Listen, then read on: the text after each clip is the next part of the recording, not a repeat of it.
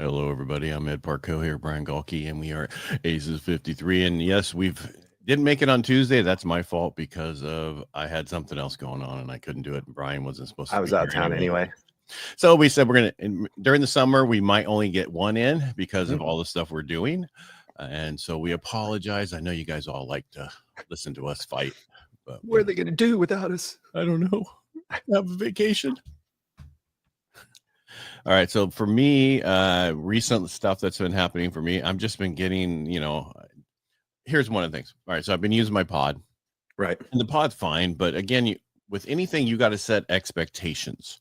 Right. And, they create these amazing designs and they go from designs to the WordPress. That person gives it back to you. And it's like the margins off in here, the margins off in here.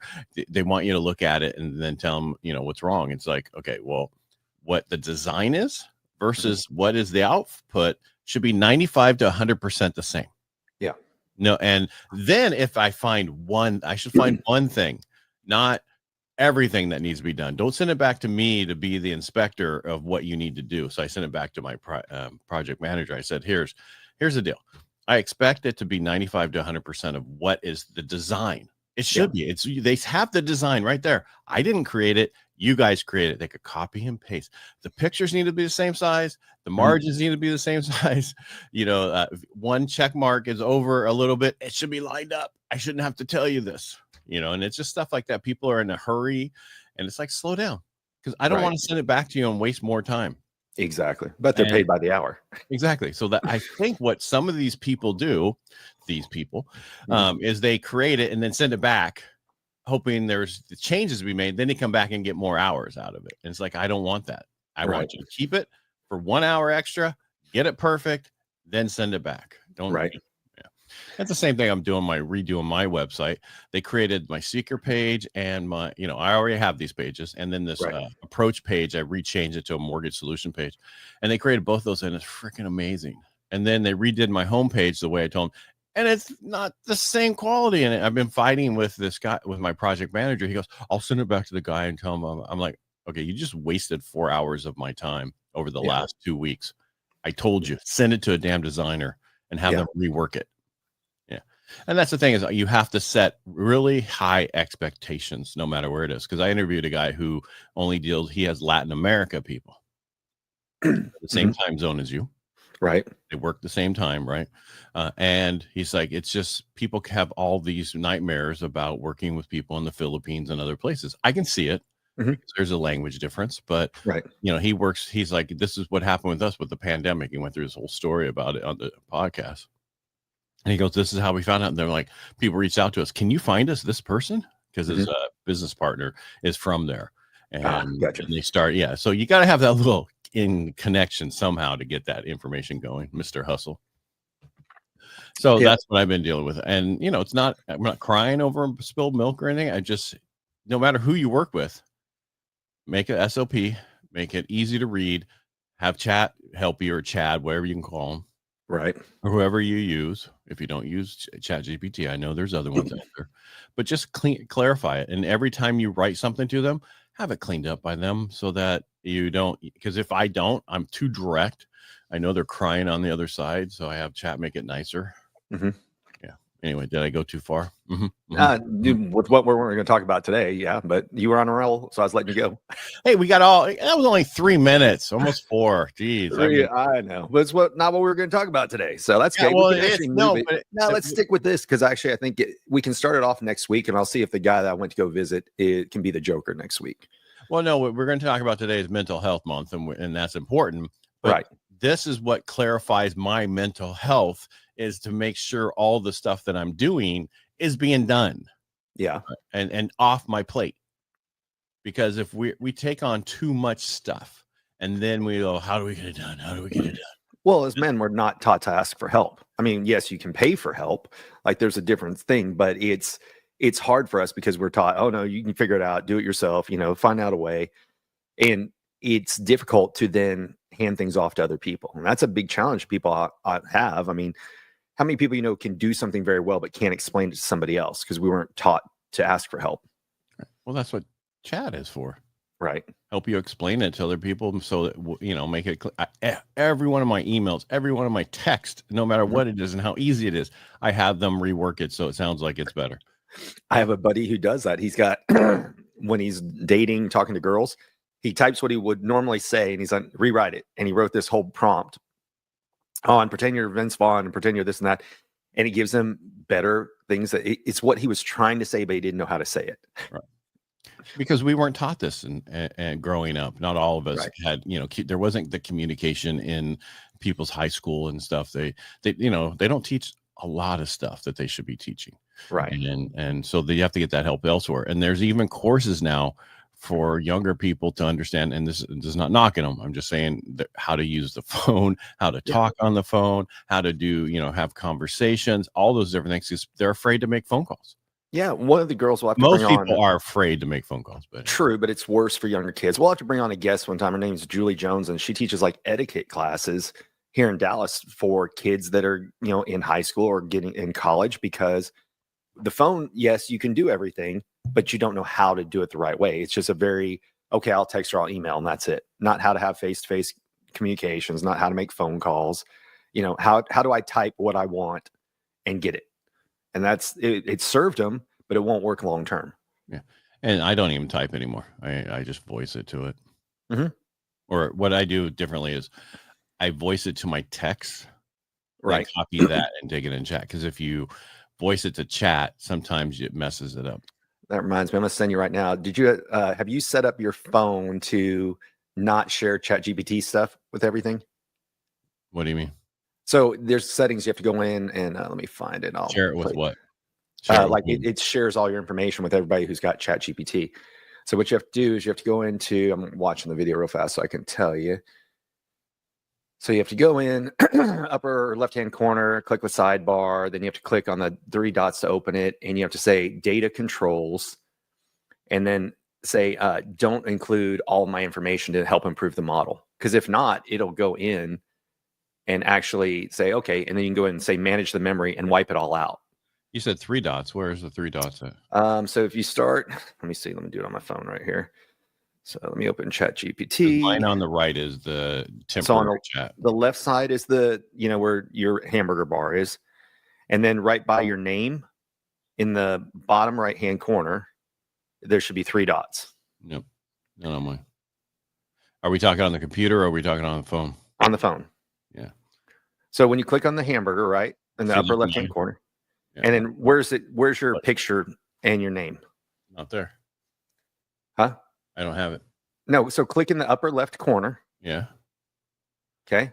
Yep. And then when you move everything down there. Okay, down there. Gotcha. Yeah. Now what?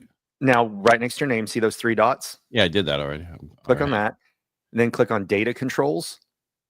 For data controls. Yeah. So what that says is if you have a model for everyone, that means everything you're sharing in it is being shared. So look in there, include your audio recordings, include your video recordings. Actually, those were turned off. They're not by default. Now, maybe you turned yours on. Mine was turned off. Okay, then you must have done it earlier.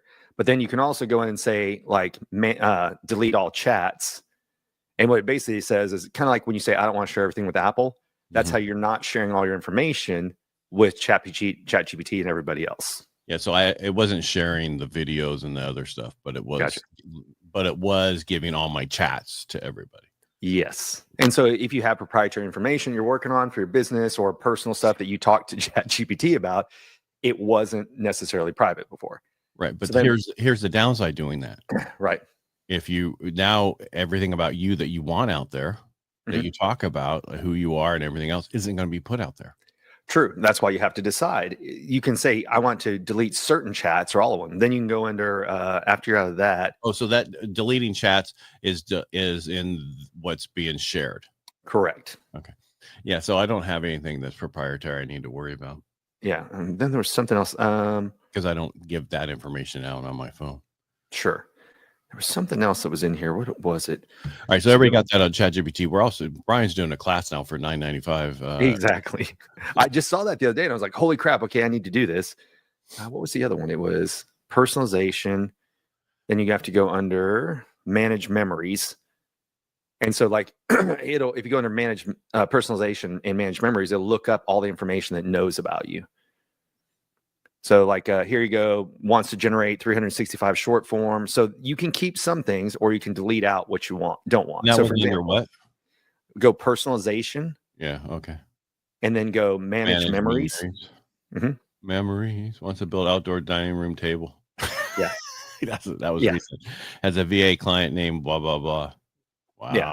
So what's in here, you can say, I want it to know this about me, or I want it to get rid of that about me. So if there's one part you don't like, you can just swipe. Oops, damn, it talks about my landscaping, my front yard, co-floating, ask us anything with an episode with Brian Galke. Yeah. So you can go in and say, I don't want this to be part of it anymore. Brian should be replaced. I don't know why it's saying that, but anyway, sorry. So anyway, it was interesting. Somebody posted out there, and I'm like, crap, I never even thought about it. Because, whenever I sign up for Apple or get new OS, I say, don't share my data. Right. That's all new. Prior to that, they shared everything. Exactly. Yeah. Oh, my goodness. Well, that's like, I don't even have, TikTok on my work phone just because I only have it on my personal, because on my personal, I should say my wife's boyfriend phone is what she calls it. There is no information on there. No, business checking account, nothing, any of that kind of stuff's on there. Just personal, that stuff. Well, I still wonder if it's going to go away or not. What?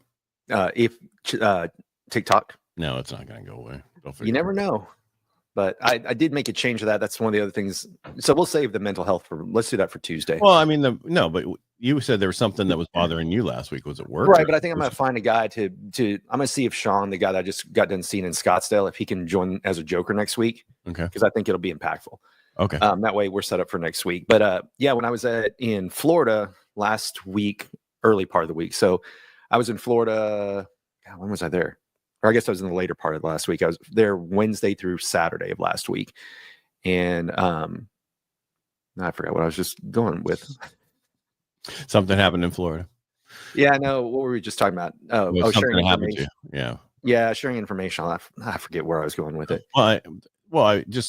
I'm sure, you're busier again, but I'm sure you're not breaking records like you want to break records. And so we're always looking at ourselves and dude, even the big guys we know are always insecure about what the hell's going on and where they measure themselves up to. They always 100%. Think about it. And people don't understand that. It's like, you have no idea till you get next to them how insecure they are. And I don't mean that wrong. It's just, we have a high expectation of ourselves. Correct. What we want, how we want to come across. And then we're worried about that. And how are we seen in other people's eyes? And how did we come across? You were just smiling. What were you going to say? No, I'm agreeing with you. That was the thing that amazed me the most whenever I got into speaking was I thought all the people on stage were extroverts and a majority of them are introverts. No, they're all introverts. They just they force themselves to be out there because they have to for their business and what they want to do. Yeah. And that's important to us. Yeah. I mean, because you can't be the authority in your industry if you're not talking on video, if you're not talking in general, not doing blogs, not doing newsletters, all that stuff. Yeah, I guess, like you said, it's amazing to see the insecurity, the introversion that you don't expect to people, because we assume if somebody's a celebrity or somebody's on a big stage or something like that, that's not who they are. But more often that you start to realize the more you hang out with people, they're just like us. And when you get to be backstage, you stop putting people on pedestals. I mean, I still fanboy out at people because I appreciate the work that they've done. But when you realize they're just as flawed as we all are, it's actually really awesome. I was looking for a picture while we were talking. Billie Jean did a really good post the other week. Let me see if I can find it. And because everybody sees his success now and, hey, I'm a millionaire type thing. He's like, but what you didn't see were all these. And let me read it. Let me find it real fast because it was really powerful when he shared it. But nobody cares nobody wants or cares how you got there. They only care that you're there and the fame you have now. They don't care about all the work that was put into it. And it takes time. And that was his whole point is you see me now, but you don't see all these things that happen. It was really good. It was like I had a 480 credit score. I had to live with my parents 3 different times. My first investor died. My brother died. I mean, it was gut-wrenching stuff when you read through it. I was just like, holy crap. And that's what I really appreciate. Pat Hilton lives here in Dallas, and I catch up with him every once in a while. And he's that way. He posts constantly about how he was broke playing clubs, playing guitar at clubs for like $100 a night. And now you see where he is, but it's been a long, long thing. His whole story with Grant Cardone, where he was offered to come play at 10X, and him and his wife drove in their car while she was X amount of months pregnant for this opportunity for him to play on the 10X stage just in between breaks, and how it changed his life. Right, but let's put in his success now is probably nowhere going to be where he's going to be in 5 years from now. Agreed. No, right? He's still success again is questionable to what you are asking it. What does that mean to you? Right. Because your success, we talked about this before. Our worst days are other people's best days, and I'm 100%. Not trying to brag about that, but it was someone said that to I think Steve said that to us. Remember, your guys' worst days is other people's best days, and I can see that. And and we are like, oh, we're strapped, we do this and this and this, but we're doing overall according to what other people think doing well, but not where we want to be at. Agreed. Like I went through that recently where I've had a lot of gigs, but it hasn't covered my bills, right? So I say I'm busy but broke. And people think, oh, you're out there and you're just killing it. I'm like, yes, I'm busy, but I'm not financially where I want to be. And that's a hard place to be at because you're trying to celebrate the win, but bills you still got to pay. Right. And it's there's those times where I'm like, screw it, I'll go get a job again because it's easier. But it won't be. It definitely won't be. And I won't. I mean, even if I have to get a part-time job, I won't give up on what I'm doing. Right. Now I'll find this post later and repost it. But it was really good to see people share the shit that they went through instead of always just putting the positive of like, look at me, I'm the best and life is perfect. Like when you talked about when you got fired and everybody was like, wow, Brian got fired. Yeah. I can see that. Well, when I got fired, the company wasn't honest. He left to pursue other things. I'm like, oh, that's an interesting way to phrase the lie. But that's just like a lot of people do that instead of tell the truth. Right. And unfortunately, we know some people who potentially could have done that with some other people. And, just tell the truth. That's it. Always going to get out anyway. So why not? Yeah, because we understand people don't want other people to know that they're struggling or have problems or their business doing bad. But people need to know that. That's why I do internet and podcasts. Your greatest accomplishments come from your greatest defeats. And that's how you learn and grow and everything. And people don't understand that. You got to talk about your failures. You're going to have them. They're going to be huge. You're not even going to understand where they come from. They're just going to slap you in the face sometimes. Well, and you mentioned that's a hard time when you're trying to find guests. They don't want to share what they went through. They just want to share where they're at for that public persona of success, not all the shit that they went through before. All right, I finally found it. So this is from Billy Jean. Billy Jean is marketing. And people are like, oh, look at you. He's like, my credit score was at 430. I had 3 banks cancel me on 4 overdrafts. Lived with my parents 3 different times. I had a failed oil change company. My car got towed with all my stuff in it. Thousands of failed sales pitches. I lost a 6-figure advertising gig. Dozens fired, dozens quit. Kicked out of my office. Single dad living in 2 states. My brother and first investor died. My first employee died. He took out loans to survive. He had a failed engagement. And he's been over 300 pounds 3 different times. And it was a great post because everybody else is just, look at me, look at what I have now. And not enough people share the struggle. And I know we'll bring this back full circle and pick up with it next week, but it's okay to share the struggles. And we're taught that it's not because it's not cool for social media. And that's where people end up suicidal and everything else because they put on so much fake stuff and then they can't live with what's being put out there. And with this being Men's Mental Health Month, I think it's important to talk about. Yeah. And we'll talk about it next week because we had our fire walk that we do for veterans and first responders to help, get your purpose. I don't want to say get your purpose back, but really get you right to a certain point and we talked about PTSD. We talked about mental stuff, but we had one person who was actually, how do you put this properly? She was at the event and that night, unfortunately, her husband killed her and then killed himself. And he should have been at the event, but they're just things you don't understand. And then we had a close person I know try to commit suicide a couple of weeks later, and it's out there, it's happening in the military side of stuff and coming back and dealing with that. And first responders, we're about 50 a day, each one of us trying to commit suicide a day, and we need to help people, and they're not really focusing on it enough. Isn't that the 22 push-ups? That's how that started, was an average of 22 veterans commit suicide a day? Yeah, but the VA only counts 17 something a day. They don't count if there's no letter. If the coroner doesn't check, they're a veteran. Mm. You know what I mean? They don't ask that at the coroner's office when they commit Yeah. suicide, whether they're a veteran or not, so that they can track it. So when I first started my Rotary year, it was challenge 22, same thing you were talking about, where everybody does 22 push-ups. It's just an easy number to remember. There's a thing. Well, by the end of the year, I knew it was closer to 50. And veterans are 1.5 more times to commit suicide than a regular person, and first responders are 1.4% more likely than a regular person, civilian. So. Yeah. Wow. Yeah, that's because of what we see. It's because that and not. And I was talking to a guy. I'm sorry, I didn't mean to cut you off, but he talked about moral injury is what a lot of people have an issue with. You know, you kill somebody that you would normally, how you believe and everything about you would not be something you would do to take a life, even though you had to do it. It really still affects. And this guy was saying there's 90% of veterans who would fall in that category that have PTSD and can't get through it.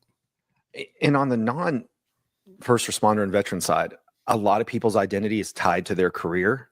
Look, with AI coming to replace a lot of jobs, people aren't going to know what they are. And then when the bills stack up and people can't find jobs, they feel unwanted, unneeded. I mean, I talk about this all the time. Thank God I was speaking whenever I got fired, because I don't know what I would have done. You know, you've got a 2-year non-compete.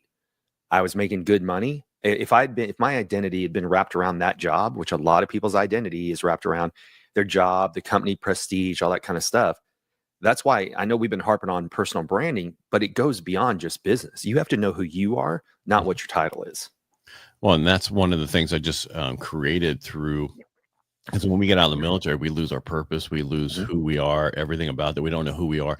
So, and we always talked about a boot camp out and a boot camp in. There we have a boot camp in, but no boot camp out.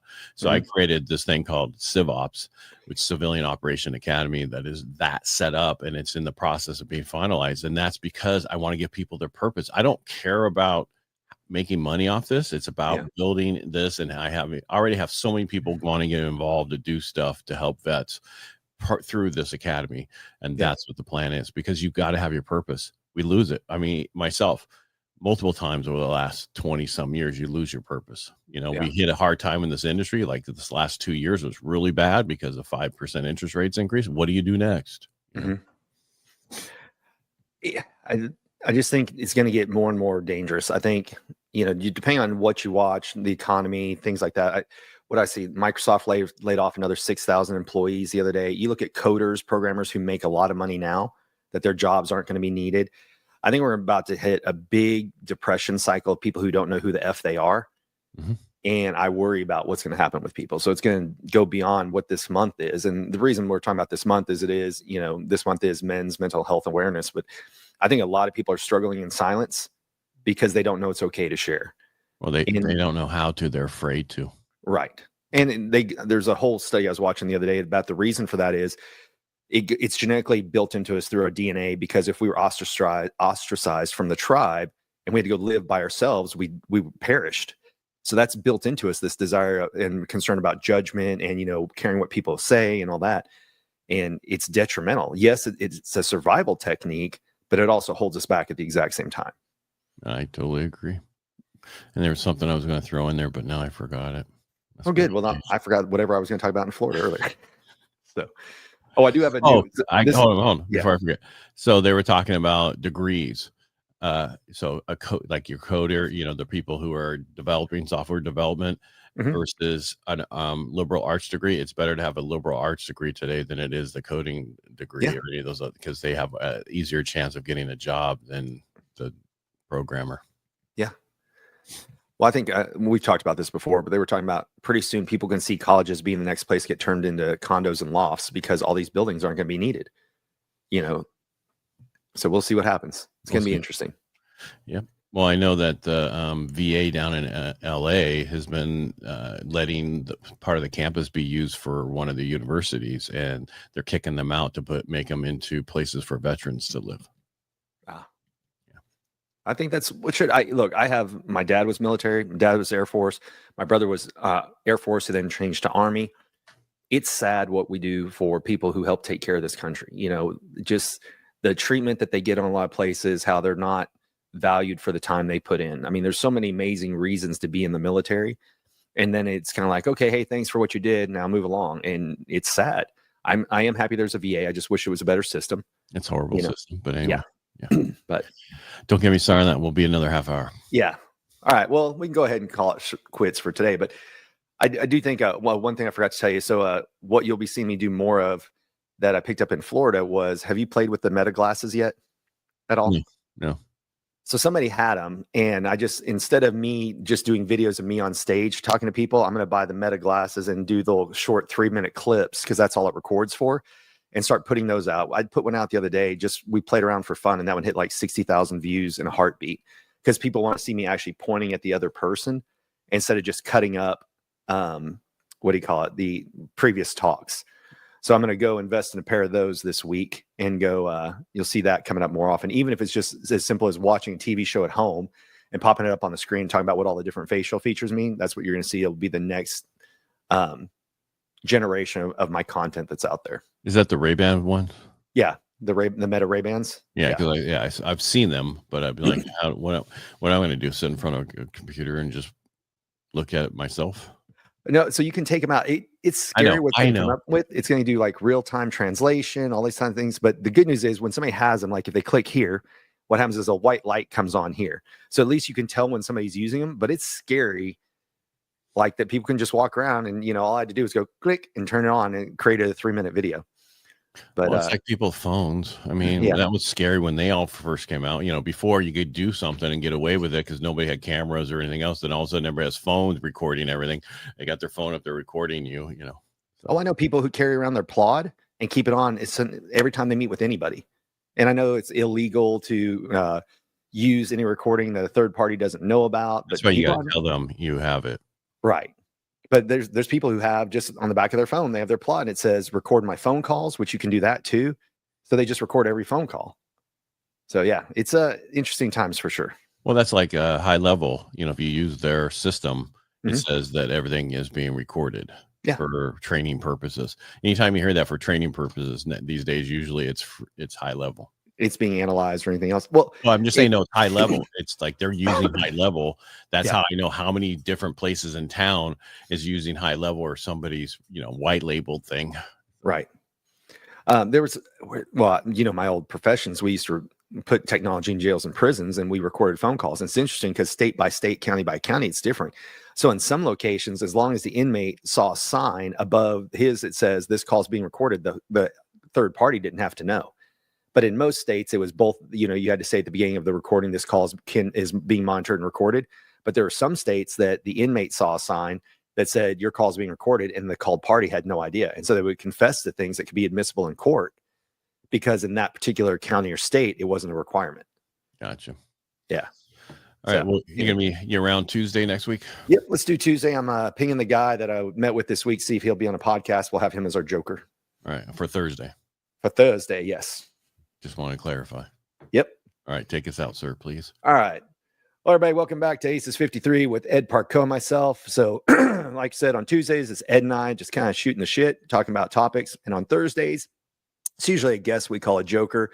That's somebody with a special skill or talent that we want to share with y'all. So that is at 10 a.m. Pacific, noon Central, Tuesdays and Thursdays. Best way to support us, like, share with your friends. So thank you, Ed, for being here today. And everyone else, see y'all next week. Yeah, thank you.